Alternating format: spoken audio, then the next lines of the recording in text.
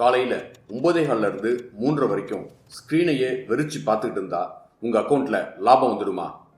பசியே இல்லைனாலும் சும்மா ஃப்ரிட்ஜை திறந்து பார்த்துட்டு எதையாவது எடுத்து சாப்பிடுவோம்ல, அதே மாதிரி தான். போர் அடிக்குதுன்னு சார்ட்டை பார்த்துக்கிட்டே இருந்தா உங்கள் கை சும்மா இல்லாமல் ஏதோ ஒரு ரேண்டம் என்ட்ரியை எடுக்கும். இதுக்கு பேர் தான் ஓவர் ட்ரேடிங்.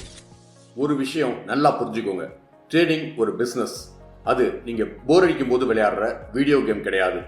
அதனால ப்ரொஃபஷனல் ட்ரேடர்ஸ் என்ன பண்ணுவாங்க தெரியுமா? மார்க்கெட் ஓப்பன் ஆகிறதுக்கு முன்னாடியே முக்கியமான லெவல்ஸை மார்க் பண்ணி பிரைஸ் அலர்ட்ஸ் செட் பண்ணுவாங்க. பிரைஸ் கரெக்டாக அந்த லெவலுக்கு வந்தால் மட்டும்தான் ஸ்க்ரீன் ஓப்பன் பண்ணுவாங்க. ஒரு கோல்டன் ரூலை எப்பவுமே ஞாபகம் வச்சுக்கோங்க.